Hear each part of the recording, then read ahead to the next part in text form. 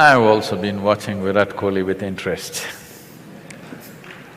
because I've seen every great batsman in the last 45 years. Very few have hit the ball the way he's hitting it. Probably the only other person that I can think of is Vivian Richards, who used to hit the ball like this, but he did not have the same sense of mission that this boy has. He just played for fun and, an island, Caribbean culture, and he kind of didn't take it so seriously or did not go at it with a certain zeal with which this boy is going. But I think he was the only one who was striking the ball the way this boy is striking today, which is very rare. Most people who have watched only cricket on the television don't understand this probably. It's one of the most dangerous games on the planet. A hard ball is coming at you over 130, 140 kilometers per hour, and this is the only sport where the ball is pitched and it swings this way, that way, which gives you a fraction of a second to make your decision how to handle that ball. It's a very dangerous game. You must… there are bowling machines, they may be there in Calcutta, yes? The bowling machines are there.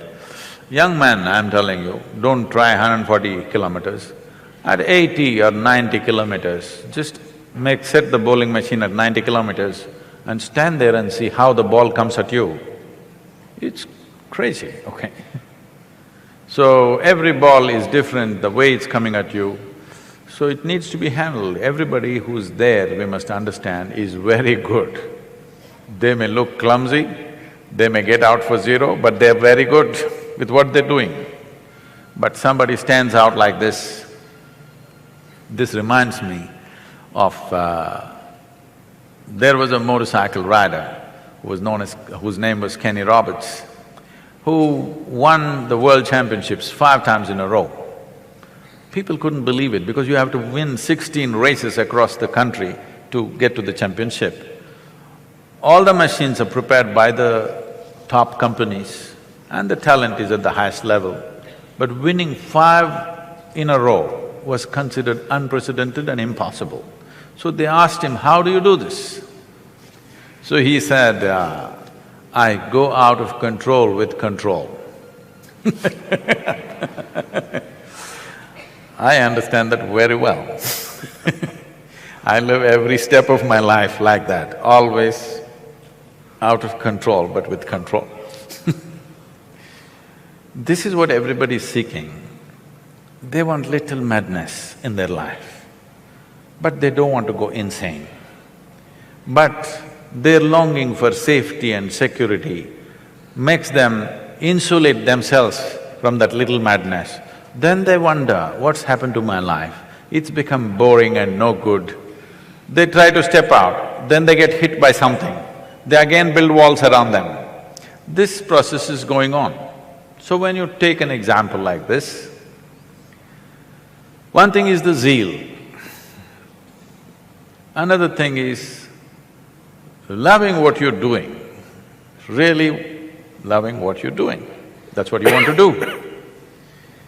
Hyderabad, one of the film actors, his final question is, Sadhguru, all this is okay, but in cricket, how to beat Pakistan? I said, you should not try to beat Pakistan, you should just learn to hit the ball. There is no Pakistan in the ball, all right? You just have to hit the ball. You don't have to beat Pakistan. If you try to beat Pakistan with your stupid emotions, you will do something stupid, which has been happening continuously. Now, I think recently Virat Kohli came on the television and said, my only problem is I get angry. I want to be like a monk, something he said, whatever, his own version of wanting to calm. I think he needs balance. With the kind of talent he has, if he learns to become balanced, he is going to be a phenomenon. He's going to be a a new cricketing story on the planet, not just one more player. He has the necessary ingredients. I said this when he was 17, I saw him playing in Singapore for the under-18 team or something, he was captaining that team at that time. I saw this boy playing and then only I said, this guy will go far. And then he vanished out of my radar for almost 5–6 years, and then he surfaced suddenly one day in the test in the Indian team, and now he's going the way he's going. He needs to balance himself. If he learns to be a cool fire, not a fire that burns him up, then he will do things which probably has not been done for a long time. I think we can give him those tools of self-transformation, which will not take away the fire. See, there are two ways to fire yourself. If I get angry, I can propel myself, this is one way. But all of you know, whenever you're angry, it propels you, at the same time it takes away your sense in many ways. It takes away your capabilities. We can show you scientifically, medically we can show you how your system is getting poisoned when you're angry. Instead of being that way, with sheer pleasantness, you can drive yourself. You do not know how to… See, we have been driving internal combustion engines for a long time, which have been smoking and polluting and killing us in many ways, but they've been propelling us. Now we are coming to engines which has no internal combustion, which smoothly drives without a noise, without smoke, without nothing.